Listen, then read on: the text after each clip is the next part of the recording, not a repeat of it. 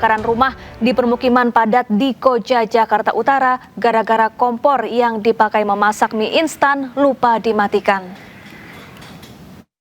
Kebakaran di RT 09 RW 05 Tugu Selatan, Kecamatan Koja. Apinya gede banget. Anak kecil masak mie. Sebuah rumah di kawasan padat penduduk di Jalan Bendungan Melayu, Koja, Jakarta Utara terbakar. Warga sekitar panik dan berusaha memadamkan api dengan alat seadanya. Menurut Ketua RT setempat, kebakaran akibat pemilik rumah yang sedang memasak namun ditinggal pergi. Warga sempat mendengar ledakan-ledakan yang diduga dari tabung gas. Api baru bisa dipadamkan setelah 11 unit mobil pemadam dikerahkan ke lokasi. Tidak ada korban jiwa dalam peristiwa ini dan kasus ini ditangani Polsek Koja, Jakarta Utara. Dari Jakarta, Sofyan Firdaus Anyus melaporkan.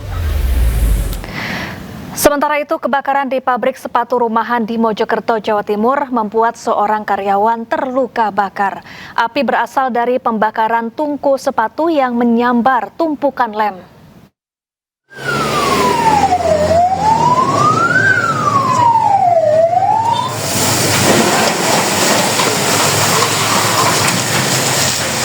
Sebuah usaha rumahan sepatu di Desa Blimbing Sari, Kecamatan Soko, Kabupaten Mojokerto, Jawa Timur terbakar. Sejumlah karyawan dan warga sekitar berusaha menyelamatkan barang-barang di dalam termasuk bahan baku sepatu maupun sepatu siap jual. Akibat kebakaran ini, satu orang karyawan terluka di tangan dan dada saat berusaha memadamkan api. 2 unit mobil pemadam kebakaran dari BPBD Kabupaten Mojokerto diterjunkan memadamkan api. 1 jam kemudian api berhasil dipadamkan. Diduga kebakaran terjadi akibat api dari tungku yang menyambar ke lem sehingga api langsung membesar. Sementara petugas kepolisian Polsek Soko yang datang ke lokasi langsung melakukan olah TKP memeriksa saksi mata. Dari Kabupaten Mojokerto, Jawa Timur, Solahuddin Anyus melaporkan. Pemirsa, terjaring operasi zebra, seorang pelajar di Tangerang, Banten nyaris menangis saat diberhentikan polisi. Pelanggaran terbanyak dilakukan pengendara motor karena tidak memakai helm. Karena keselamatan adalah yang utama. Jangan terlalu ngebut. Satuan Lalu Lintas Polresta Tangerang menggelar operasi Zebra Maung 2025 di Jalan Raya Serang, Kecamatan Cikupa, Kabupaten Tangerang, Banten, Sabtu pagi.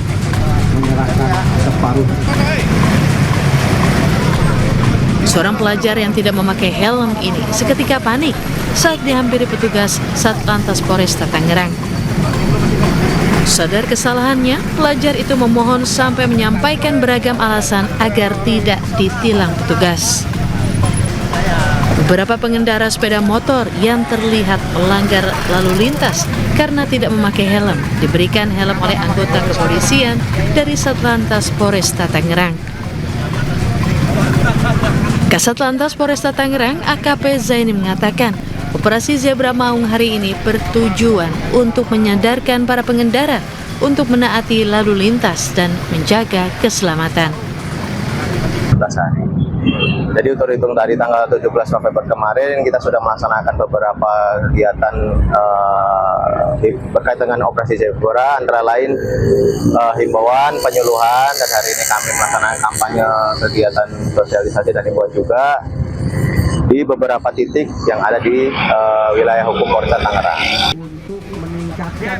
Selain memberikan helm kepada pelanggar yang tidak memakai helm, Satlantas Polresta Tangerang juga membagikan hadiah berupa tumbler kepada pengendara yang tertib lalu lintas. Operasi Zebra Maung ini akan terus digelar hingga 30 November mendatang dengan mengedepankan himbauan dan mencari pelanggar yang kasat mata. Dari Kabupaten Tangerang, Banten, Aimarani, iNews TV melaporkan. Pemirsa, Polres Bangkalan menggelar rekonstruksi tewasnya 6 santri yang tenggelam di kubangan air bekas galian C di Bangkalan, Jawa Timur.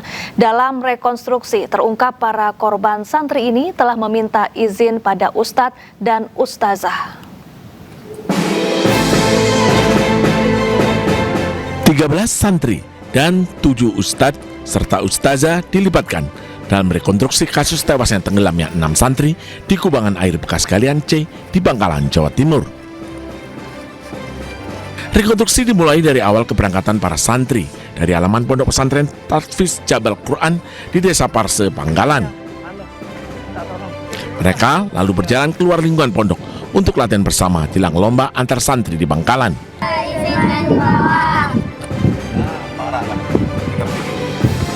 Dalam rekonstruksi terungkap, ke-13 santri berusia 6 hingga 8 tahun minta izin kepada ustazah untuk memisahkan diri dan bermain di area Bukit Kapur. Para santri lalu turun ke arena kubangan air bekas galian C dan mandi bersama. Tak disangka, saat asik bermain dan mandi, tiba-tiba terjadi kepanikan karena sebagian santri tidak muncul ke permukaan. Seorang santri lalu berlari minta tolong ke ustazah dan ustadz yang ada di atas bukit. Saat tiba di lokasi, mereka berusaha menolong para santri namun gagal. 4 santri telah mengambang tak bisa diselamatkan. Sementara 2 santri lainnya dievakuasi dari dasar kubangan air. Ke-6 korban dibawa ke puskesmas dibantu seorang warga menggunakan motor. Ada 39 adegan yang diperankan oleh adik-adik santri juga, mulai dari berangkat dari pondok Jabal Quran, lanjut naik kemudian sampai ke TKP di mana 6 santri meninggal tenggelam. Yang memerankan siapa aja? Yang memerankan ya yang pertama ustazah termasuk santri ada sekitar 20 orang. Beserta saksinya berarti? Beserta saksinya. Dan didampingi oleh Pak Kiai sendiri. Polisi akan melakukan rekonstruksi lanjutan untuk melengkapi proses penyelidikan. Dari Bangkalan, Jawa Timur, Taufik Sakrawi, iNews melaporkan. Ya, kematian 6 santri yang tenggelam di kubangan bekas galian di Bangkalan, Jawa Timur menyisakan duka mendalam bagi keluarga. Para korban diduga terjebak lumpur di dasar kubangan.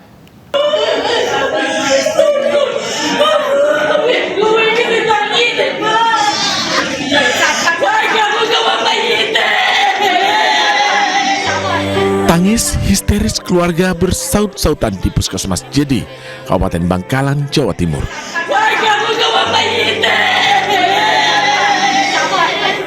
Keluarga tak kuasa saat melihat tubuh para santri, buah hati mereka sudah terbujur kaku. Jenazah ke-6 santri langsung dibawa ke rumah duka untuk dimakamkan.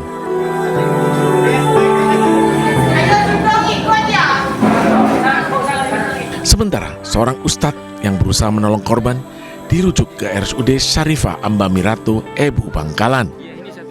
Sebelumnya, 6 santri ini tewas terjebak lumpur dalam kubangan air bekas galian C, Bukit Kapur Jedi, Desa Parse, Bangkalan. 3 santri lainnya bisa menyelamatkan diri.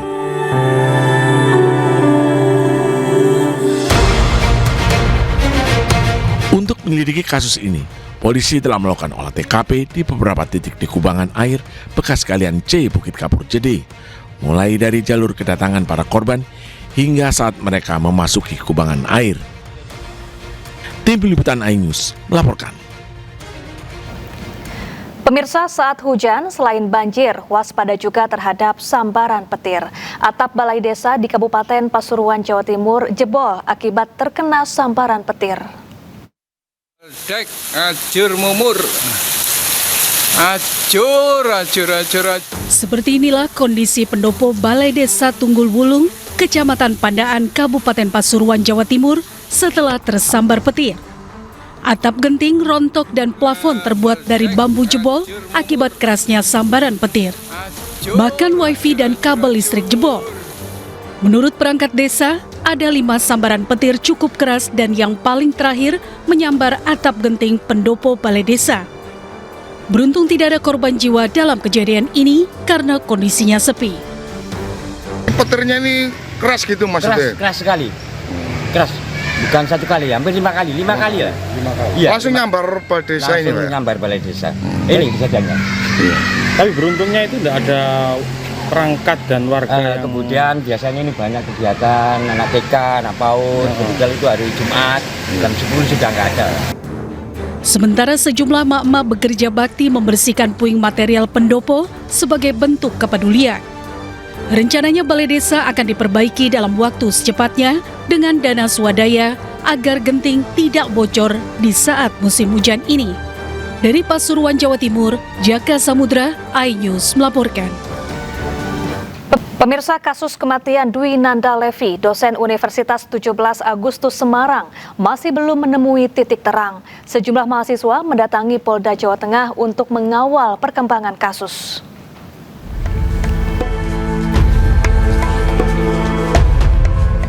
Puluhan mahasiswa Universitas 17 Agustus Semarang atau UNTAG mendatangi Polda Jawa Tengah. Kedatangan solidaritas mahasiswa ini untuk menanyakan langsung kepada polisi terkait kasus tewasnya dosen mereka Dwi Nanda Lincia Levi. Dengan membawa spanduk Justice for Levi, mahasiswa meminta keadilan agar kasus kematian dosen mereka dapat segera terungkap. Levi ini ada riwayat penyakit, tapi di olah TKP korban ini dapat dengan posisi nihil. Nah, itu juga satu kejanggalan. Mungkin lebih ke situ. Habis antara hubungan Levi ini dengan saksi kunci itu kita belum mengetahui. Gitu. Nah, di situ kita perlu usut tuntas gitu. Dwi Nanda Lincia Levi yang merupakan dosen Universitas 17 Agustus ditemukan meninggal dunia di kamar kosnya. Hingga kini polisi masih menunggu hasil pemeriksaan forensik. Sementara itu AKBP Basuki yang menjadi saksi kunci kini menjalani penempatan khusus atau patsus karena diduga melanggar etik. Dari Semarang, Jawa Tengah, Wisnuwardana, iNews melaporkan. Polda Jawa Tengah kembali melakukan olah TKP lanjutan di kos tempat tewasnya dosen cantik di Semarang, Jawa Tengah. Keluarga mencurigai ada kejanggalan di balik kematian korban.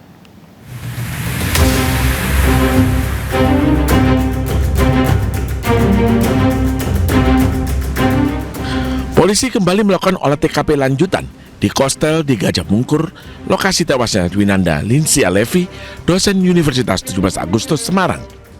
Olah TKP lanjutan bersama Lab 4 Polda Jateng berlangsung 5 jam untuk mengungkap fakta secara forensik.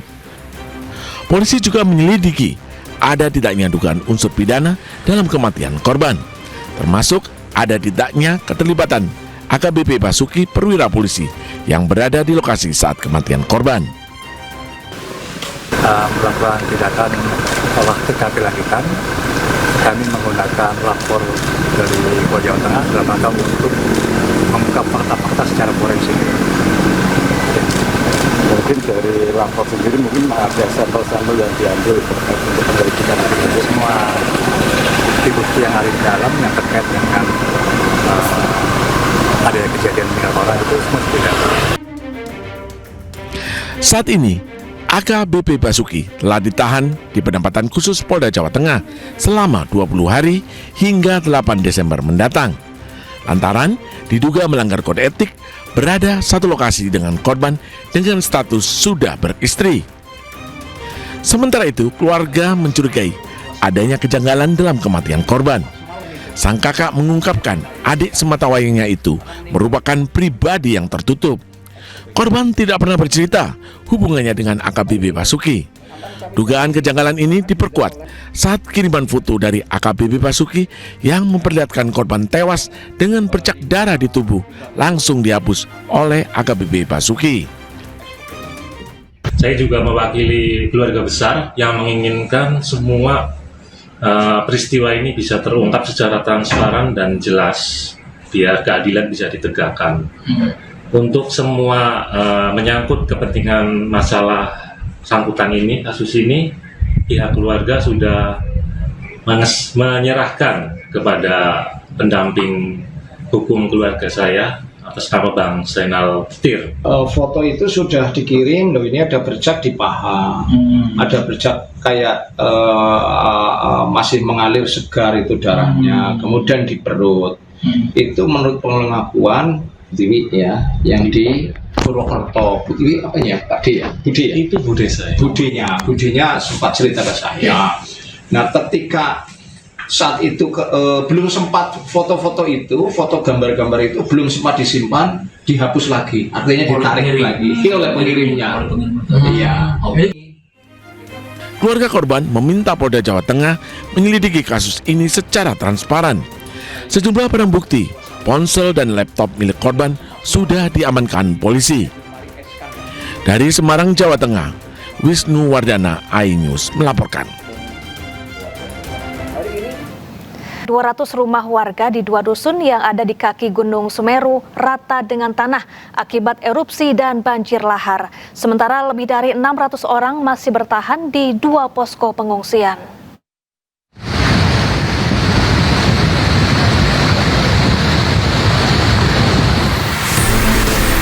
Dusun Sumbersari dan Dusun Gusmukmas di Desa Supiturang, Lumajang, luluh lantak akibat dahsyatnya erupsi Gunung Semeru.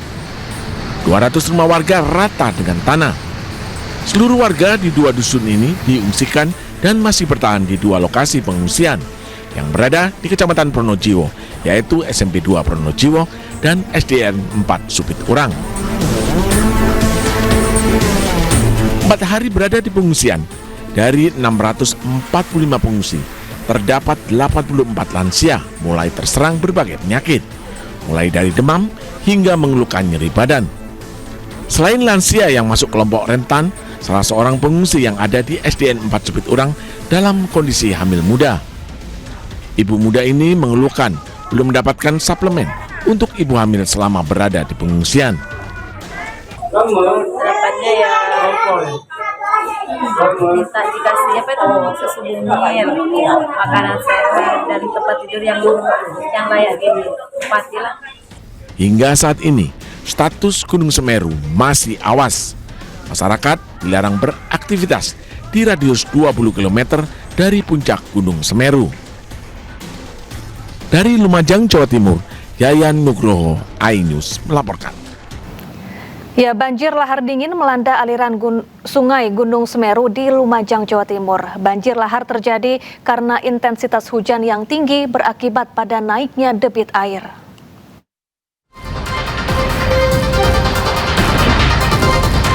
Usai diguyur hujan deras Jumat siang, banjir lahar dingin melanda aliran sungai Gunung Semeru di Lumajang, Jawa Timur.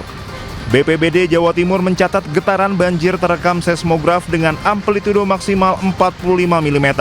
Tidak ada letusan yang terjadi dari Gunung Semeru sebelum terjadinya banjir lahar dingin. Namun banjir lahar dingin terjadi karena intensitas hujan yang tinggi akibat naiknya debit air. Kepulan asap hasil letusan sekunder membumbung tinggi melintas di jembatan Limpas Sumber Langsep. Fenomena letusan sekunder terjadi ketika material banjir lahar hujan yang dingin bertemu dengan sisa material erupsi yang masih panas di dasar sungai. Reaksi ini menghasilkan uap dan asap tebal. Badan Geologi Kementerian SDM mengingatkan masyarakat mewaspadai ancaman bencana susulan berupa aliran lahar dingin Gunung Semeru menyusul tingginya intensitas hujan dalam 2 hari terakhir. Tim Liputan iNews melaporkan. Ya, 5 hari pasca erupsi, aktivitas seismik Gunung Semeru di Lumajang masih tinggi. Hingga saat ini status Gunung Semeru masih di level tertinggi yakni awas.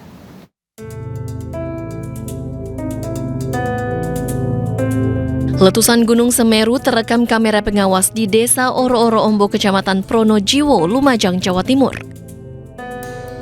4 hari pasca erupsi, aktivitas seismik Gunung Semeru di Lumajang masih tinggi. Awan panas masih bermunculan dari kawah Gunung Semeru bersamaan dengan letusan.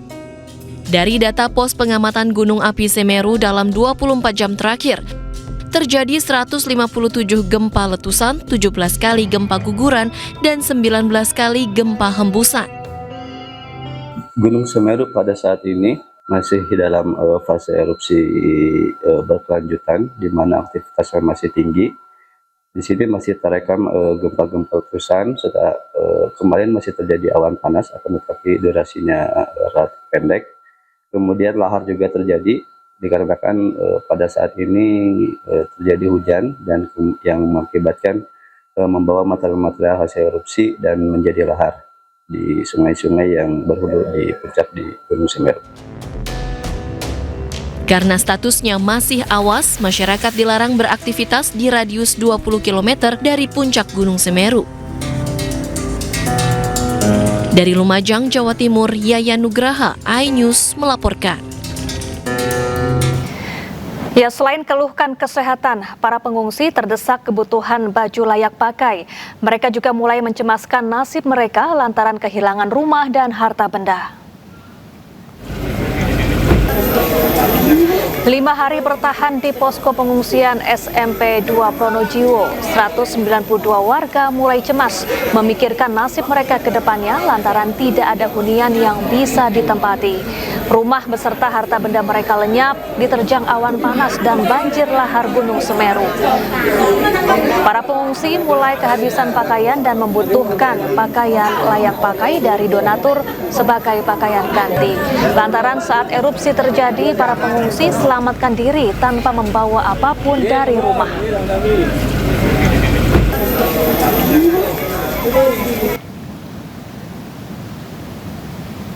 Menurut PVMBG, aktivitas Gunung Semeru masih tinggi. Sejak pukul 00 sampai 6 pagi tadi, erupsi terjadi dengan tinggi kolom 500 sampai 700 meter ke arah barat daya.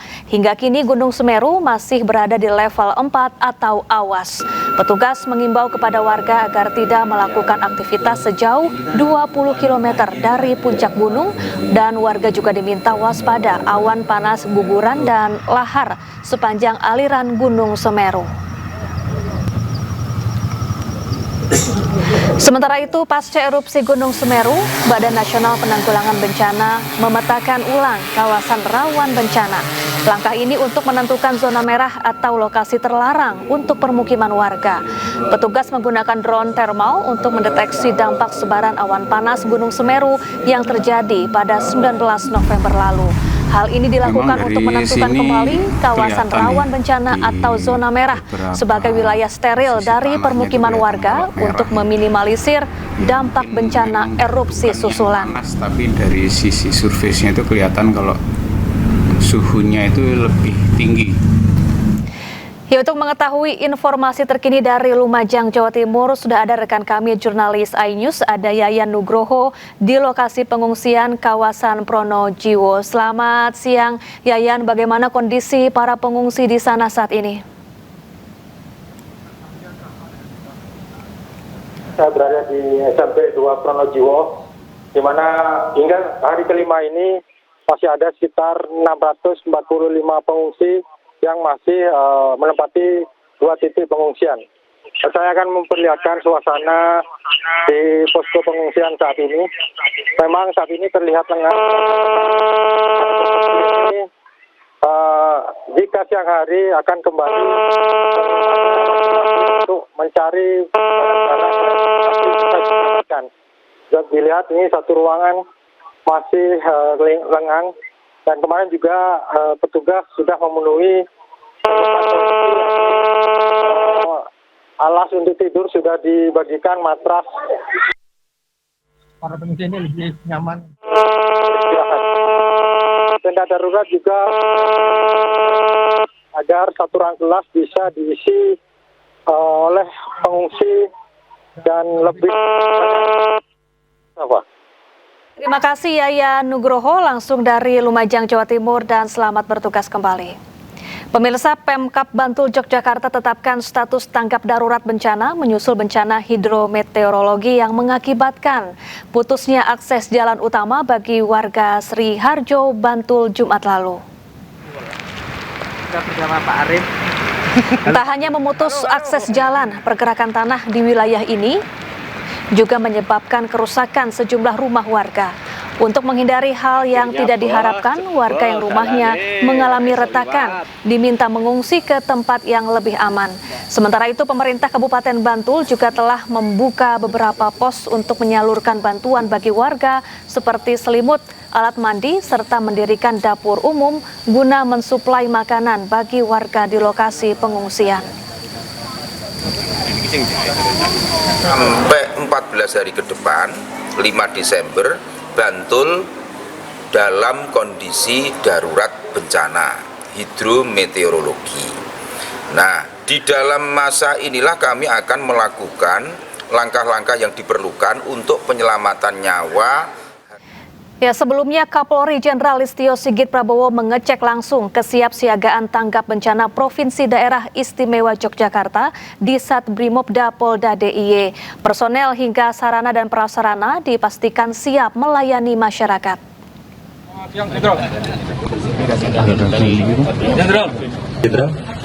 Dan mengingatkan seluruh personel selalu mengecek peralatan agar selalu dalam keadaan siap pakai ketika terjadi bencana alam. Sigit menambahkan pihaknya beserta instansi terkait juga mewaspadai erupsi Gunung Merapi serta diminta untuk melakukan sosialisasi dan informasi yang kuat untuk keselamatan masyarakat. Menurut Kapolri, yang paling utama menghadapi potensi bencana alam di seluruh wilayah Indonesia adalah terjalinnya kolaborasi dan sinergi seluruh stakeholders yang ada. Alhamdulillah hari ini saya meninjau langsung terkait dengan bagaimana kesiapan Provinsi Daerah Istimewa Yogyakarta dalam menghadapi potensi bencana. Dan ini adalah kegiatan yang kesekian kali setelah saya mengecek ke beberapa wilayah untuk memastikan bahwa seluruh stakeholder terkait, baik TNI, Polri maupun dari seluruh institusi yang terkait dengan masalah penanganan bencana betul-betul siap untuk digerakkan. Ya, pencarian korban tanah longsor di Desa Cibenying, Cilacap, Jawa Tengah resmi dihentikan. Keluarga korban pun pasrah dan ikhlas meski kedua korban tidak ditemukan. Suasana haru menyelimuti apel penutupan pencarian korban tanah longsor di Desa Cibenying, Cilacap, Jawa Tengah. Acara dilanjutkan dengan doa bersama, sholat goib, dan tabur bunga di lokasi tanah longsor. Pada hari ke-10, tim SAR gabungan resmi menghentikan pencarian korban tanah longsor setelah bertemu dengan keluarga kedua korban yang masih belum ditemukan. Sebelumnya, terjangan tanah longsor menimbun 16 rumah warga. Peristiwa tragis tersebut menelan korban jiwa sebanyak 23 orang.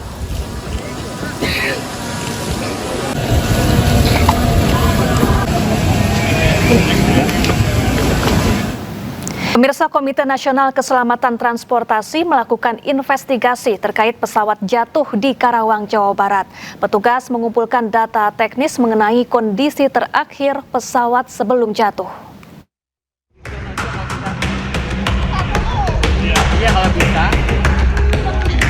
Komite Nasional Keselamatan Transportasi KNKT menyelidiki jatuhnya pesawat komersial GA Airfan dengan nomor registrasi PKWMP di area persawahan Desa Kertawaluya, Kecamatan Tirtamulya, Karawang, Jawa Barat. Tim KNKT turun langsung ke lokasi pada Sabtu pagi bersama petugas Kementerian Perhubungan serta pihak perusahaan yang terlibat dalam operasional pesawat. Petugas mengumpulkan data teknis mengenai kondisi terakhir pesawat sebelum jatuh dengan meneliti sejumlah bagian penting pesawat mulai dari kokpit, baling-baling depan, sayap, hingga interior. KNKT menyerahkan proses evakuasi pesawat kepada maskapai Wise Air. Manajer Pelayanan dan Keselamatan Wise Air, Agus Nugraha, menyampaikan evakuasi pesawat belum bisa dipastikan waktunya karena masih menunggu hasil pemeriksaan lanjutan dari pihak asuransi dan otoritas terkait.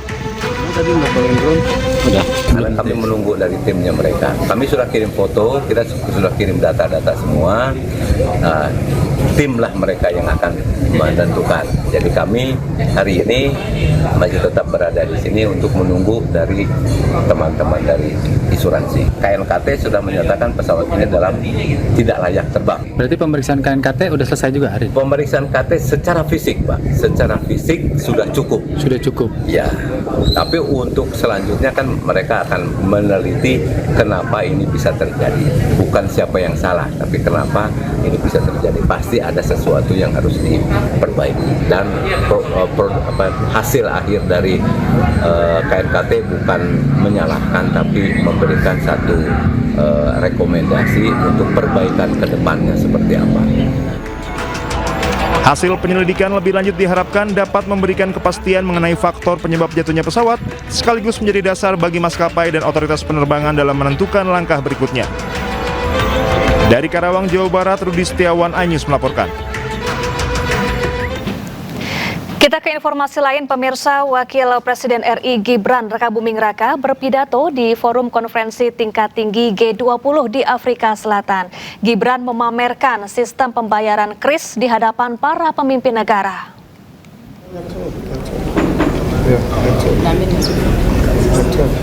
Gibran menegaskan Indonesia mendorong inklusi keuangan. Gibran menyebut sistem pembayaran digital KRIS di Indonesia menunjukkan solusi digital yang sederhana dan berbiaya rendah, namun bisa mendorong partisipasi dalam aktivitas perekonomian.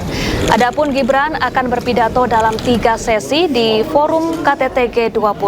Sesi pertama, Gibran mendapat urutan ke-13 yang membahas ekonomi berkelanjutan, perdagangan, keuangan, dan masalah utang negara-negara berkembang. G20 Summit. The first being Indonesia also promotes financial inclusion. Our national KRIS digital payment system demonstrate how a simple and a low-cost digital solution can push participation in the economy and minimize inequality.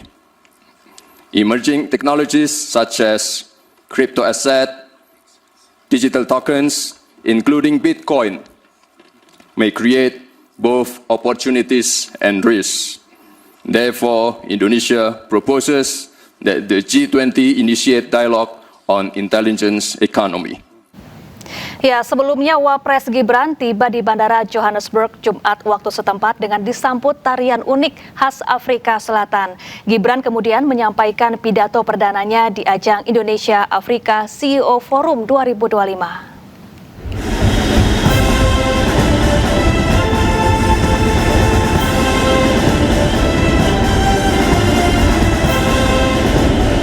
Tarian lokal khas Afrika Selatan Pansula menyambut kedatangan Wakil Presiden RI Gibran Rakabuming Raka di Bandara OR Tambo, Johannesburg, Afrika Selatan, Jumat waktu setempat. Tarian yang dikenal dengan gerakan kaki cepat dan presisi ini menjadi simbol identitas daerah perkotaan Afsel.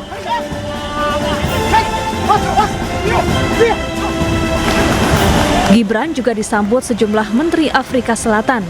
Gibran kemudian melanjutkan perjalanan ke hotel tempat menginap.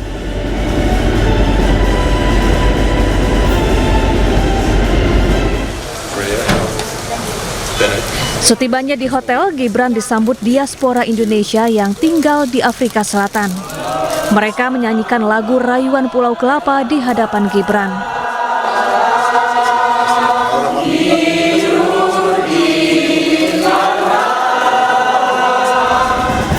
Gibran kemudian membuka pidato perdananya di ajang Indonesia Afrika CEO Forum. Gibran menyampaikan salam dari Presiden Prabowo kepada Presiden Afrika Selatan Cyril Ramaphosa. Gibran menegaskan komitmen kuat pemerintah Indonesia untuk memperluas kolaborasi strategis dengan negara-negara Afrika. This is a huge step to strengthen our relationship and our commitment to expand collaboration with Africa remains very strong. With collaboration, the emerging economies can shape the future. Global growth must not only be strong, but also fair and inclusive. The visit of President Ramaphosa a few weeks ago to Indonesia reflects deep cooperation between the two countries. Both presidents agreed to have visa-free entry. So I think this is a good news for all of you. No more visa. And also to push trade and investment on agriculture and energy. KTT G20 Afrika Selatan berlangsung pada 23 hingga 24 Desember 2025. Gibran dijadwalkan melakukan sejumlah pertemuan bilateral dengan para pemimpin negara sahabat untuk menyampaikan pesan Prabowo.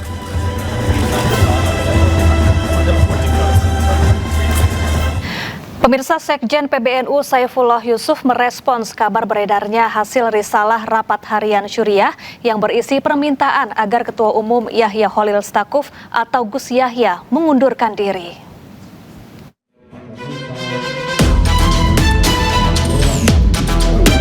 Konflik internal mendera pengurus besar Nahdlatul Ulama PBNU. Yahya Khalil Stakuf atau Gus Yahya diminta untuk mundur dari jabatan sebagai Ketua Umum PBNU. Permintaan mundur berdasarkan kesimpulan hasil rapat harian Syuriah PBNU yang hasil pertemuannya beredar di media sosial. Menurut Sekjen PBNU Syaifullah Yusuf, seluruh pihak diminta menunggu informasi resmi dari Syuriah PBNU. Meski tidak menegaskan benar atau tidaknya kabar tersebut, ia meminta seluruh pengurus NU di berbagai daerah tetap tenang dan fokus pada aktivitas organisasi seperti biasa. Tapi saya ingin sampaikan aja ya bahwa itu adalah di jajaran Syuriah. Kita tunggu aja informasi yang resmi, jangan berspekulasi. Saya minta semua pengurus NU di semua tingkatan untuk tetap tenang, menjalankan aktivitas konsolidasi seperti biasa. Sementara di PBNU serahkan kepada Syuriah PBNU sebagai pemimpin tertinggi di sana. Itu aja cukup. Assalamualaikum warahmatullahi wabarakatuh. Salam. Sementara itu, meski kini tengah didesak mundur oleh jajaran Syuriah PBNU, Yahya Khalil Stakuf atau Gus Yahya menegaskan tidak akan mundur dari posisi Ketua Umum Pengurus Besar Nahdlatul Ulama. Saya sama sekali tidak terbersit pikiran untuk mundur karena saya mendapatkan amanat dari muktamar ini untuk 5 tahun. Ada muktamar ke-34 yang lalu saya mendapatkan mandat 5 tahun dan akan saya jalani selama 5 tahun. Insya Allah saya sanggup. Maka saya sama sekali tidak terbersit pikiran untuk mundur. Saya tandaskan bahwa rapat harian Syuriah menurut konstitusi ADRT tidak berwenang untuk memberhentikan ketua umum. Sebelumnya, Yahya Khalil Stakuf merupakan Ketua Umum PBNU pada masa khidmat 2022-2027. Ia sebelumnya terpilih dari Muktamar ke-34 PBNU di Lampung pada akhir Desember 2021. Tim Liputan iNews melaporkan. Polda Metro Jaya mengajukan perpanjangan masa pencekalan Roy Suryo CS tersangka kasus fitnah ijazah palsu Presiden ke-7 RI Joko Widodo. Masa pencekalan diajukan diperpanjang dari 20 hari menjadi 6 bulan.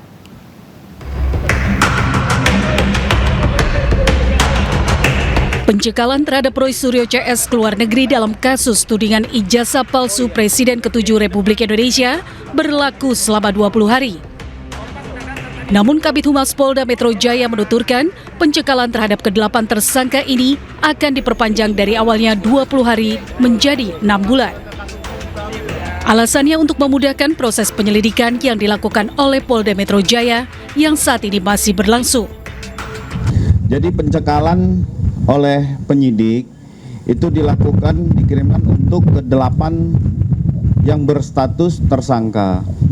Itu berlaku selama 20 hari dari tanggal 8 November sampai dengan 27 November 2025. Tetapi akan diperpanjang untuk pencekalan selama 6 bulan ke depan. Ini surat masih akan berproses untuk pencekalan kedua. Sebelumnya Roy Suryo CS tak ditahan usai diperiksa sebagai tersangka terkait kasus fitnah ijazah palsu Jokowi pada Kamis 13 November 2025 lalu. Mereka tak ditahan karena mengajukan saksi dan ahli meringankan. Dari Jakarta, Rani Sanjaya, iNews melaporkan. Ya, sementara itu ahli digital forensik Rismon Sianipar menyebut ijazah yang diklaim asli oleh Andi Aswan merupakan hasil scan dari editing dari unggahan Dian Sandi di media sosial April lalu. Ketika sebuah objek di dalam citra masukan tidak ada, tetapi ada di citra keluaran, maka yang pastikan itu adalah hasil pengeditan karena registrasi citra tidak menambah objek itu. Tidak membuat objek sendiri registrasi citra. Dia hanya menggeser, merotasi, dan mentransformasi, tidak menciptakan objek. Pertanyaannya, kita sudah mendeteksi, menganalisa lintasan stempel pada citra yang diupload oleh Dian Sandi Utama, meskipun resolusinya ya menengah lah gitu ya. Tetapi kan kita analisa juga itu stempel itu yang tertindih oleh tanda tangan pun masih bisa terdeteksi. Nah, kenapa ya tanda tangan itu kan tinta hitam di situ ya, tanda tangan dekannya tinta hitam. Nah, terdeteksi kanal R, kanal merah gitu loh. Kenapa di jas itu tidak ada pada lintasan itu? Tidak ada pada citra yang diupload oleh Dian Sandi Utama. Setelah mengalami registrasi citra, tiba-tiba ada di lintasan itu sesuai klaim Termul itu. Ya, meskipun saya tidak bisa konfirmasi karena apakah yang dikasih ke saya sama yang ditampilkan oleh Termul. Tapi sesuai yang diklaim oleh Termul, yang ditunjukkan lewat HP itu ya, oleh Termul dengan bangganya itu, ini ada lintasan stempel. Nah, pertanyaannya kok tiba-tiba ada? Ya, alasan yang masuk akal adalah dia tambahkan sendiri lintasan stempel itu, gitu loh. Kenapa? Ya tidak ada di tempatnya, di citra masukan dari Dian Sandi Utama itu. Setelah mengalami registrasi citra, tidak mungkin ada objek baru di situ. Kalau dibilang itu karena kabur, salah. Kalau resolusi rendah yang menjadi alasan resolusi rendah yang diupload oleh Dian Sandi Utama, kenapa ya stempel itu ya yang ada pada tanda tangan itu masih terdeteksi? Tanda tangan kan apanya hitam, tintanya. Dan kenapa ada kanal R di situ? Ya, kita ekstrak pakai intensitas RGB, terus kita pakai juga gradients, dapat itu. Kenapa yang hanya di jas hitam itu? Pemirsa, Anda masih di iNews Siang bersama saya Aya Nufus, dan pemirsa di segmen kali ini kita akan masuk ke segmen Jari Netizen. Saya akan membacakan beberapa komentar warganet terkait sejumlah berita yang sedang jadi sorotan. Nah, komentar didapat dari media sosial @officialinews, pemirsa. Kita akan ke isu yang pertama, yakni terkait dengan Roy Suryo CS yang dicegah ke luar negeri menyusul statusnya sebagai tersangka. Di mana Roy Suryo ini juga dikenakan wajib lapor untuk memenuhi penyidikan kasus ini. Nah, kita melihat warganet yang berkomentar. Yang pertama ada dari @Cahyono Lion 4, katanya semangat Bang Roy, kami mendukungmu. Kemudian yang kedua ada dari @setia.awan2874 yang mengatakan kalau jalan hati-hati Roy Suryo, nanti kesandung katanya. Ini adalah netizen yang lebih detail ya. Kemudian kita lihat lagi ke komentar berikutnya dari netizen @kois_par_tanto, katanya senyum ketar-ketir panas dingin baju orange di depan mata. Selanjutnya dari @Yuliana Handi 7655, pemirsa yang berkomentar, katanya Pak Roy jangan terlalu terbuka demi keamanan. Ya, nah pemirsa, inilah dia komentar-komentar berikutnya. Ini dari @Danidun, ya, yang mana ini kita sudah pindah ke topik yang lain, yang mana mengenai video viral pohon besar yang tumbang dan menimpa jalur MRT di kawasan Senayan, Jakarta. Kita lihat komentar dari warganet. @Danidun, pihak terkait harusnya mengadakan pengecekan dengan pohon-pohon di jalan yang rapuh, katanya gitu ya, benar ya. Kemudian yang kedua ada @P124_Yogo. Katanya harusnya Dinas Pertamanan sidak gercep, bukan dibiarin sampai roboh kayak gini. Oke, baik. Jadi memang ini ada semuanya mendukung ya pengecekan dari pihak pemerintah. Nah, ini kita lihat lagi ke topik berikutnya, pemirsa. Oh, kita masih di topik yang sama. Ini masih ada warganet lagi yang berkomentar, katanya kenapa ya kalau sudah terjadi baru berpikir. Ini dari @Nana_Sugoi. Berikutnya ada dari @Vikanalura. Astagfirullah, untung tidak ada korban, katanya. Karena memang kemarin tuh sempat jadi ada menyebabkan kemacetan lalu lintas juga ya pemirsa ya. Jadi memang semoga komentar dari warganet ini didengar oleh pihak pemerintah kita. Kemudian kita ke isu berikutnya, pemirsa, ini adalah terkait erupsi Gunung Semeru.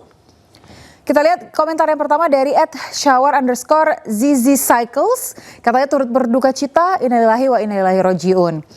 Kami dari iNews juga turut berduka cita ya pemirsa, dan kita berikuti ke @tom24as yang katanya, saya ikut apa yang dirasakan, Tuhan tolong dan memberi kekuatan.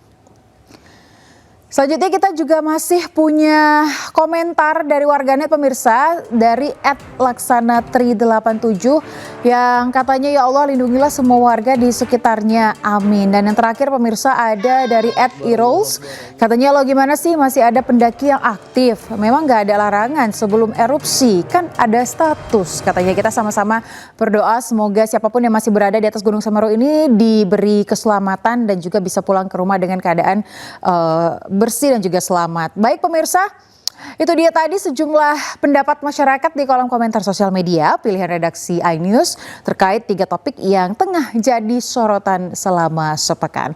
Dan pemirsa, kita ke informasi lainnya, seorang wanita lansia tewas ditabrak kereta komuter lain di Kebayoran Lama, Jakarta Selatan.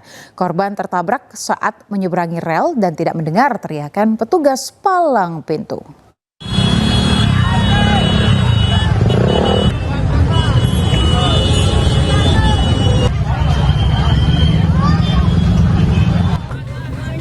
Warga Kebayoran Lama Utara, Jakarta Selatan dikejutkan dengan peristiwa seorang perempuan lanjut usia tertabrak kereta komuter lain.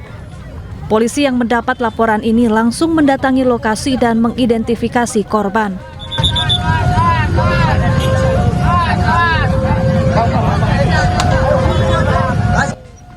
Menurut saksi, korban tertabrak saat tengah menyeberangi perlintasan kereta.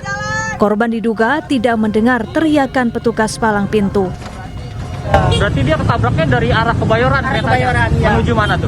Dari Bayoran ke sana, ke Rangkas. Ya betul. Nah, itu korbannya itu siapa bang? Kurang tahu, nggak ada identitasnya. Laki-laki atau perempuan? Perempuan. Udah tua atau? Udah tua. Berarti dia memang mau nyebrang gitu ya? Mau nyebrang ya. Udah dibilangnya sama pas ini sih kagak ini gitu ya. Nggak dengar dia. Jasad korban tanpa identitas ini kemudian dievakuasi ke Rumah Sakit Fatmawati, Jakarta Selatan. Dari Jakarta, Rizky Falufi, iNews melaporkan. Pemirsa, 2 guru wanita di Bogor, Jawa Barat jadi korban jambret saat akan pergi ke sekolah. Motor korban dipepet pelaku hingga terjatuh dan tas berisi barang berharga dirampas.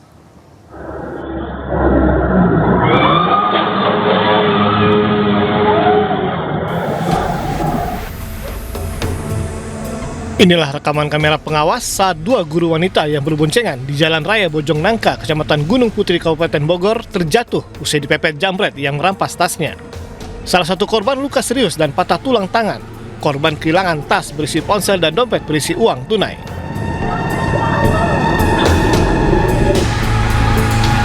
Awalnya korban hendak menuju sekolah di arah Gunung Putri.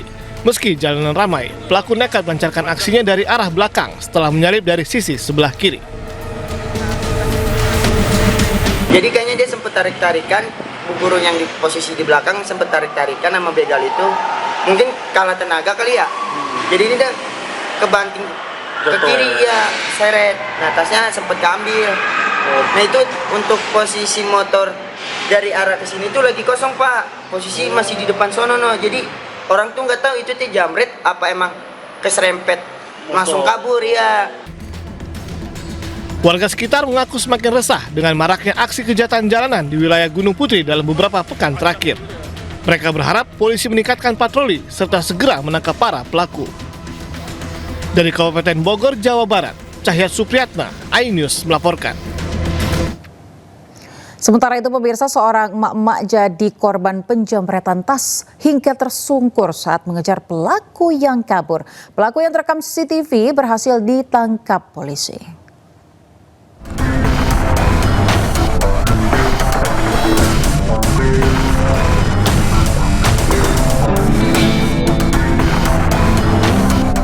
Inilah rekaman CCTV warga saat seorang mama tersungkur di jalan yang berupaya mengejar seorang pemotor usai menjambret tas miliknya. Peristiwa tersebut terjadi saat korban hendak berbelanja ke pasar. Berkat rekaman kamera pengawas CCTV, tim Resmo Polresta Mamuju berhasil mengungkap identitas serta menangkap pelaku. Berdasarkan hasil pemeriksaan, pelaku mengaku nekat menjambret karena butuh uang untuk kebutuhan sehari-hari termasuk untuk membeli rokok. Dia berjalan dari lorong menuju pasar, tiba-tiba dari belakang muncul seorang pemuda dengan menggunakan sepeda motor merampas dompet miliknya yang berisi uang sebesar Rp300.000. Untuk kepentingan lebih lanjut, pelaku dan motor yang dipakai saat menjamret kini diamankan di Polresta Mamuju. Dari Mamuju, Sulawesi Barat, Freddy, iNews melaporkan. Usai disatroni petugas damkar, pemirsa pelaku eksibisionis di Ben Hill, Jakarta Pusat diciduk Polsek Tanah Abang. Sebelumnya pelaku eksibisionis beraksi kepada seorang wanita yang sedang berolahraga pagi di kawasan Ben Hill. Ambil dulu, Pak. Minggir dulu, Pak. Ini Kak, iya, Bapak kemarin juga teriakin saya waktu saya lari pagi. Nggak boleh gitu, ini saudara saya. Ini sepupu saya. Bapak nggak usah, awas Bapak ganggu-ganggu lagi. Sampai Seorang ojek pangkalan ditangkap aparat Reskrim Polsek Metro Tanah Abang akibat menunjukkan alat kelaminnya kepada seorang wanita saat sedang berolahraga pagi di kawasan Ben Hill, Tanah Abang, Jakarta Pusat. Apa Bapak kemarin nunjukin waktu Bapak? Sebelumnya dengan bantuan saudara sepupu yang merupakan anggota damkar, seorang wanita Parubaya langsung mengejar pria pengendara motor di Jalan Lembaga Administrasi Negara 2, Bendungan Hilir, Jakarta Pusat.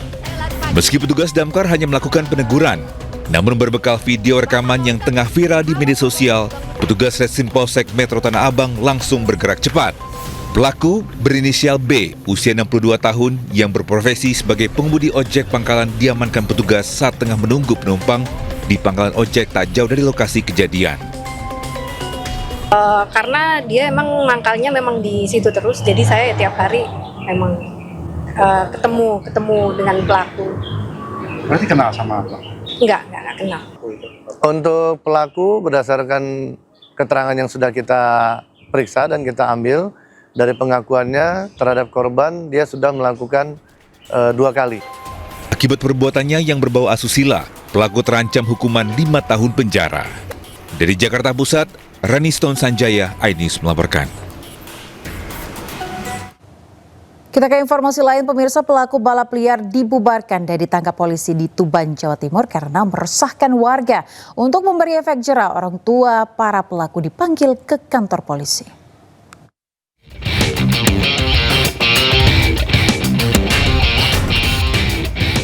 Satuan Lalu Lintas Polres Tuban mengepung pelaku balap liar di ruas Jalan Semanding Grabagan di Desa Tlogopule, Tuban. Polisi menutup lokasi balap liar dan seluruh akses keluar. Para pelaku dadakan yang didominasi pelajar tak bisa melarikan diri dan hanya bisa pasrah saat motor diberhentikan. 17 unit dan 22 remaja diamankan ke Mapolres Tuban.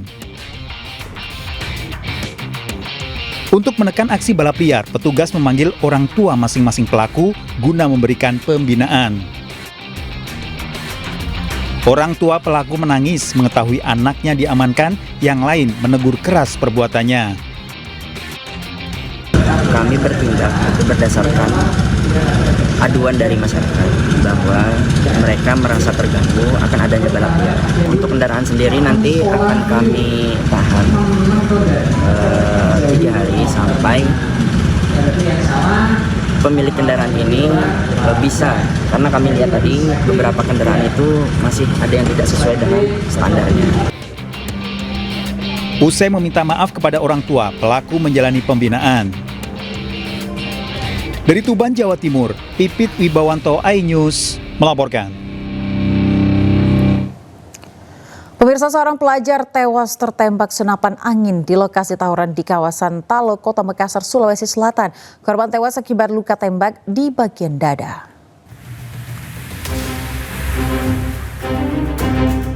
Remaja berusia 16 tahun ini tewas dengan luka tembak senapan angin yang mengenai dada warga Malimongan, Wajo, Kota Makassar. Sebelumnya korban pamit pukul 9 malam, namun diketahui telah tewas pukul 3 dini hari di lokasi tawuran di Jalan Tinumbu, Lorong 148, Talo, Kota Makassar. Tembakan, tidak jelas juga, saya tidak berani untuk Yang jelas ada luka di bagian dadanya. Luka lubang atau luka lubang. Ya. Satu saja Pak. Satu. Dada mana itu Pak Haji? Bagian kiri. Dada kiri. Pas dada ini apa namanya? Jantung ini. Ya, seperti itu. Korban mengalami luka tembak senapan angin di lokasi tawuran. Saat terjadi tawuran antara sejumlah pria jalan layang dengan kelompok pria jalan Tinumbu, Kota Makassar, salah satunya menggunakan senapan angin. Jadi tawuran itu sudah sering terjadi dengan menggunakan busur, menggunakan bom molotov, menggunakan senapan angin, dan menggunakan batu. Mereka saling lempar. Tidak tahu apa masalahnya. Begitu ada bunyi petasan, langsung terjadilah tawuran. Lokasinya di mana itu dia? Lokasinya terjadi di Lorong 15, Kelurahan Bunga Jaya Baru, Kecamatan Tallo. Untuk mencari pelaku dan meredam tawuran, pihak kepolisian tengah berkoordinasi dengan Satbrimob Polda Sulawesi Selatan untuk melakukan pengamanan. Dari Makassar, Sulawesi Selatan, Leo Muhammad Nur, iNews melaporkan. Anda masih di iNews yang bersama saya Aya Nufus. Pemirsa, puluhan rumah di 2 desa di Pantura, Subang, Jawa Barat rusak diterjang angin puting beliung. Atap rumah warga berterbangan dan sejumlah pohon tumbang.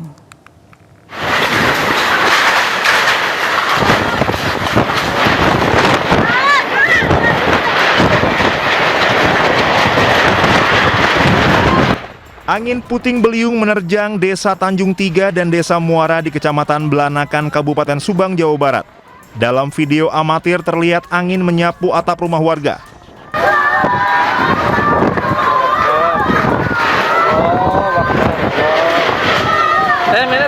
Kepanikan warga sempat terjadi saat angin puting beliung datang.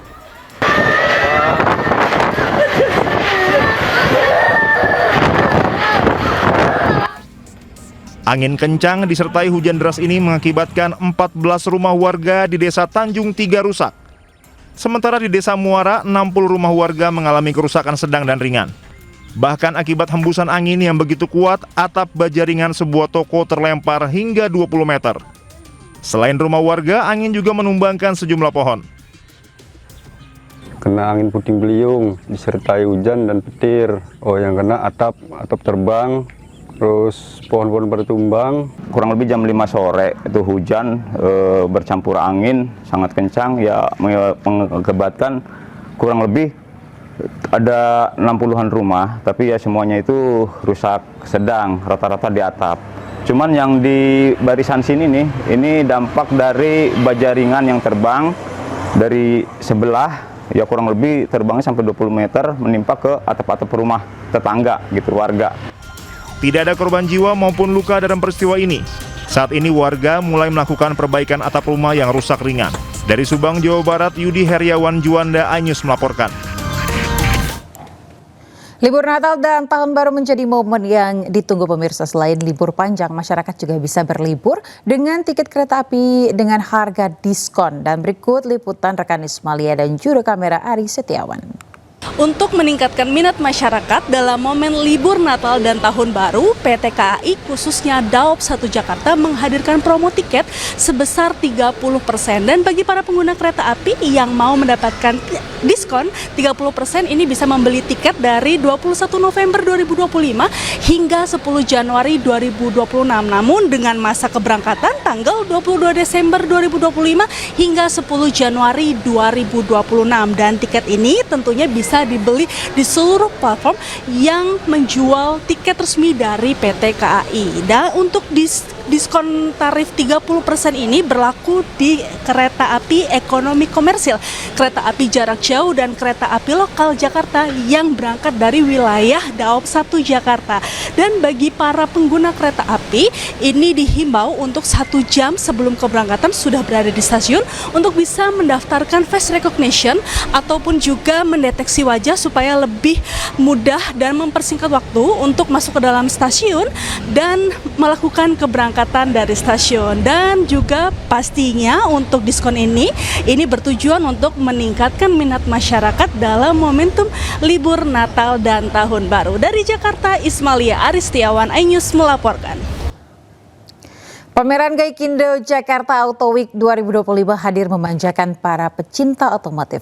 Pameran kali ini pemirsa ada 80 merek dengan model kendaraan dan teknologi terbaru ditampilkan. Dan berikut liputan rekan Henry Aprila dan juru kamera Rama Ramadona. Pemirsa, event otomotif yang sangat ditunggu-tunggu oleh masyarakat yakni event Gaikindo Jakarta Auto Week 2025 kembali digelar di ISPST Tangerang, Banten. Dan tidak hanya itu pemirsa, tentunya dalam penyelenggaraan ini juga sudah dibuka sejak 21 November 2025 tepatnya di pukul 2 siang hari waktu Indonesia Barat. Tentu masyarakat sangat antusias sekali yang datang dari berbagai wilayah. Dan tentunya tidak hanya itu, masyarakat dapat membeli tiket dengan harga yang cukup ekonomis. Dan dalam event ini dihadiri dengan 80 brand otomotif. Dan tentunya juga tidak hanya itu, masyarakat ataupun para pengunjung bisa menikmati berbagai event dan juga berbagai wahana dari mulai test drive dan juga beberapa wahana lainnya yang juga dapat dinikmati di event ini. Dan tentu masyarakat juga dapat melihat bagaimana perkembangan otomotif yang ada di sini. Dan tidak hanya itu, masyarakat juga dapat melihat berbagai promo dan juga berbagai brand-brand yang menyediakan dengan keluaran-keluaran otomotif terbarunya. Dan nantinya pada tanggal 23 sampai 25 akan digelar oleh community dari otomotif yang juga menyelenggarakan 1000 parade mobil dengan berbagai modifikasi. Dan tentu harapannya dalam event ini dapat mengembangkan dunia otomotif yang ada di Indonesia. Dari Tangerang, Banten, Henry Afrila dengan juru kamera Rama Ramadona, iNews melaporkan. Ya, Indonesia selalu punya cerita unik dari kekayaan budaya pemirsa. Salah satunya tradisi di Kota Probolinggo, karapan sapi brojol. Tingkat kesulitan yang lebih berat dengan arena yang digunakan lahan berlumpur berbeda dengan karapan sapi pada umumnya. Berikut liputannya untuk Anda.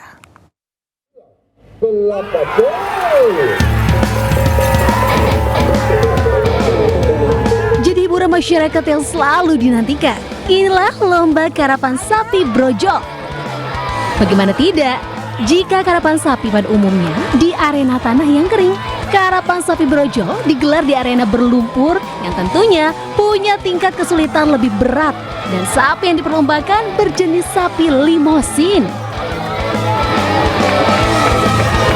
Diselenggarakan di lapangan karapan sapi Jalan Kiai Syafi'i, Kecamatan Wonoasi, Kota Probolinggo, Jawa Timur. Sebanyak 45 tim ikut lomba yang dibagi menjadi beberapa kategori, mulai kelas A dengan berat sepasang sapi mencapai 1,5 ton. Dengan bobot sapi super yang dilombakan, tentu jadi daya tarik tersendiri bagi masyarakat ataupun wisatawan yang menyaksikan. Butuh perawatan khusus bagi sapi-sapi peserta lomba karapan. Karapan apa? Karapan sapi brojol. Sapi brojol. Limusin dengan sapi Madura. Kalau jamu ini beda dengan sapi merah. Iya. Nah, kalau ini 1 minggu 100 per sapi. Nah, belum buka nawar-menawar masih. Masih senang. Gitu ya. Iya. Oke. Berangkat dari kebiasaan para petani mengisi waktu di sela-sela bercocok tanam, saling adu cepat sapi selepas membajak sawah. Kini, karapan sapi brojol tak hanya sebagai hiburan warga semata, namun diakui sebagai warisan budaya tak benda Kota Probolinggo. Nah, dari sela-sela tradisi kegiatan menanam padi itu, masyarakat memanfaatkan dengan kegiatan hiburan, yaitu lomba sapi brojol. Para pecinta fotografi pun biasanya tak ingin melewatkan event karapan sapi brojol yang biasanya digelar di setiap peringatan hari besar atau momen spesial. Dari Probolinggo, Jawa Timur, Hana Purwadi melaporkan. Pemirsa, kasus kematian Dwinanda Levi, dosen Universitas 17 Agustus Semarang, masih belum menemui titik terang. Sejumlah mahasiswa mendatangi Polda Jawa Tengah untuk mengawal perkembangan kasus ini.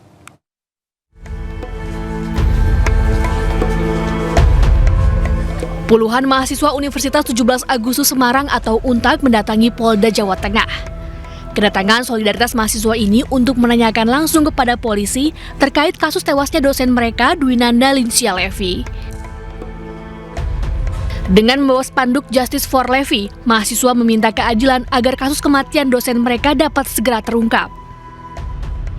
Levi ini ada riwayat penyakit, tapi di oleh TKP korban ini dapat dengan posisi heel. Nah itu juga satu kejanggalan. Mungkin lebih ke situ. Habis antara hubungan Heavy ini dengan saksi kunci itu kita belum mengetahui. Nah di situ kita perlu usut tuntas gitu. Dwinanda Linsya Levi yang merupakan dosen Universitas 17 Agustus ditemukan meninggal dunia di kamar kosnya. Hingga kini polisi masih menunggu hasil pemeriksaan forensik. Sementara itu AKBP Basuki yang menjadi saksi kunci kini menjalani penempatan khusus atau patsus karena diduga melanggar etik. Dari Semarang, Jawa Tengah, Wisnuwardana, iNews melaporkan. Polda Jawa Tengah kembali melakukan olah TKP lanjutan di kostal tempat tewasnya dosen cantik di Semarang, Jawa Tengah. Keluarga mencurigai ada kejanggalan di balik kematian korban.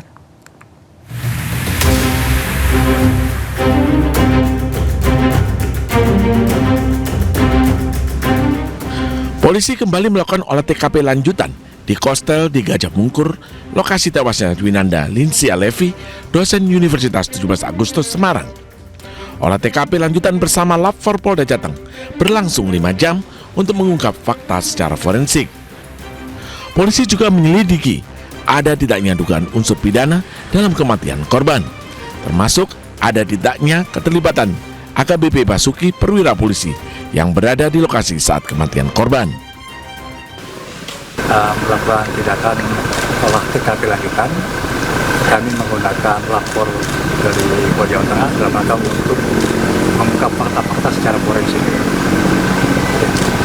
Mungkin dari lapor sendiri mungkin ada sampel-sampel yang diambil terkait untuk penyelidikan semua bukti-bukti yang ada di dalam yang terkait dengan ada kejadian meninggal orang itu semua tidak. Saat ini AKBP Basuki telah ditahan di penempatan khusus Polda Jawa Tengah selama 20 hari hingga 8 Desember mendatang. Lantaran diduga melanggar kode etik berada satu lokasi dengan korban dengan status sudah beristri. Sementara itu, keluarga mencurigai adanya kejanggalan dalam kematian korban. Sang kakak mengungkapkan adik sematawayangnya itu merupakan pribadi yang tertutup. Korban tidak pernah bercerita hubungannya dengan AKBP Basuki.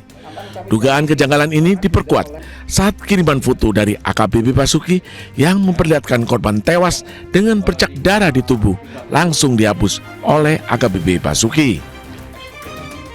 Saya juga mewakili keluarga besar yang menginginkan semua peristiwa ini bisa terungkap secara transparan dan jelas biar keadilan bisa ditegakkan. Untuk semua menyangkut kepentingan masalah sangkutan ini, kasus ini, pihak keluarga sudah menyerahkan kepada pendamping hukum keluarga saya atas nama Bang Zainal Petir. Foto itu sudah dikirim, loh ini ada bercak di paha, ada bercak kayak masih mengalir segar itu darahnya, kemudian di perut. Itu menurut pengakuan Butiwi ya, yang di Purwokerto. Butiwi apa ya, Pak D ya? Budi ya? Itu Bude saya. Budinya sempat cerita ke saya. Nah, ketika saat itu belum sempat foto-foto itu, foto gambar-gambar itu belum sempat disimpan, dihapus lagi. Artinya ditarik lagi oleh pengirimnya. Iya. Keluarga korban meminta Polda Jawa Tengah menyelidiki kasus ini secara transparan. Sejumlah barang bukti, ponsel dan laptop milik korban sudah diamankan polisi. Dari Semarang, Jawa Tengah, Wisnuwardana, iNews melaporkan. Pemirsa, sebuah pesawat militer terjatuh di acara Dubai Air Show di Dubai, Uni Emirat Arab. Naas pilot pesawat tersebut tewas.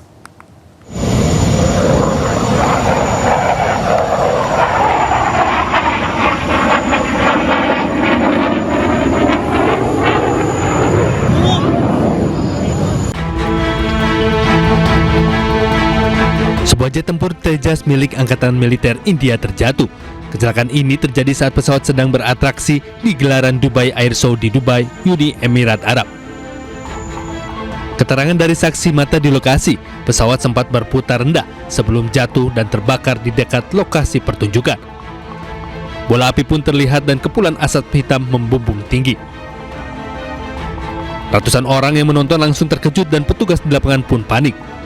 Dilaporkan pilot pesawat tewas di lokasi. Sejak Dubai Air Show digelar pada tahun 1986, kejadian ini diyakini merupakan kecelakaan pertama dalam sejarah pertunjukan udara tersebut. Petugas pun akan menginvestigasi penyebab jatuhnya pesawat.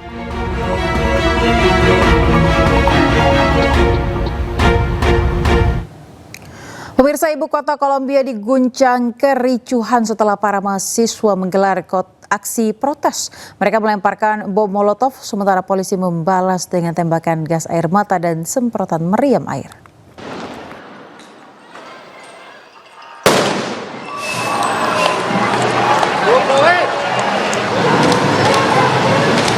Polisi di Bogota, Kolombia melepaskan tembakan gas air mata dan meriam air kepada para mahasiswa yang menggelar aksi protes.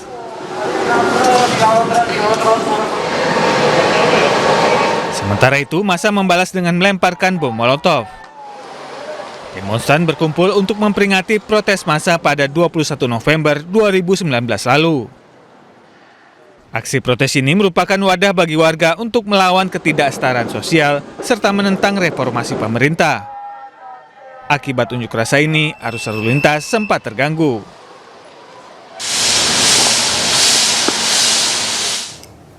Tampil di kandang sendiri, Liverpool dipermalukan tamunya Nottingham Forest dengan skor telak 0-3. Informasi olahraga akan kami hadirkan sesaat lagi. Tetaplah di iNews.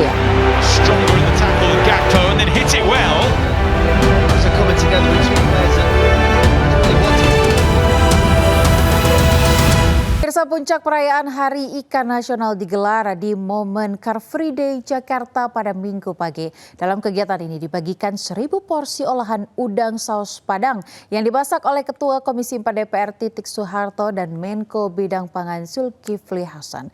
Dan berikut liputan Wenda Nura.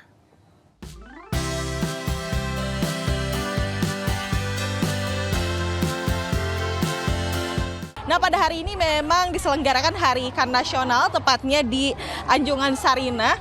Ini juga tadi ramai sekali, ini menambah keramaian di Car Free Day karena tadi di Hari Ikan Nasional ini juga dibuka langsung oleh Menteri Koordinator Bidang Pangan, Bapak Zulkifli Hasan. Juga ada Ketua Komisi 4 DPR RI, Ibu Titik Soeharto, yang mana tadi ini sudah membuka acara karnaval dengan kostum ikan. Keseruan puncak perayaan Hari Ikan Nasional terlihat saat Menko Bidang Pangan Zulkifli Hasan dan Ketua Komisi 4 DPR Titik Soeharto memasak udang sebanyak 250 kg bersama-sama. Udang-udang ini dijadikan 1.000 porsi olahan saus Padang dan dibagikan secara gratis kepada para pengunjung. Warga pun sangat antusias. Di sini tuh rame banget juga karena ada bagi-bagi udang sebanyak 250 kg yang dimasak menjadi udang saus Padang dan ada 1.000 porsi. Jadi tadi di sini rame, antri sekali orang-orang yang ingin mendapatkan udang gratis tersebut yang juga dimasak oleh chef terkenal di Indonesia. Selain pembagian olahan udang, rangkaian perayaan Hari Ikan Nasional juga diisi dengan karnaval bertema kostum ikan dan biota laut yang menarik perhatian para pengunjung. Hari Ikan Nasional sengaja digelar di momen Car Free Day Jakarta untuk memberikan edukasi kepada masyarakat tentang manfaat mengonsumsi kuliner laut, khususnya ikan. Tahun ini kita bisa swasembada protein, ikan itu luas. Ada ikan, ada cumi, ada udang ya, dan seterusnya. Nah, kami hari ini dalam rangka Hari Ikan Nasional sekali lagi agar hidangan yang di darat, di laut yang kita produksi menjadi hidangan anak-anak kita di bangku-bangku sekolah, digembleng anak-anak kita agar menjadi anak-anak kelas dunia, kuat fisiknya, cerdas dan tinggi IQ-nya sehingga Indonesia menjadi bangsa yang maju, tidak kalah dengan bangsa-bangsa lain. Ikan apa? Ikan patin, Ibu. Ya, betul, kita pakai ikan patin. Melalui Hari Ikan Nasional, pemerintah berharap kecintaan terhadap ikan bisa tumbuh dan konsumsi protein hewani di tanah air semakin meningkat, sekaligus menegaskan potensi sektor perikanan di Indonesia. Dari Jakarta, Wenda Nura, Muhammad Hairudin, iNews melaporkan.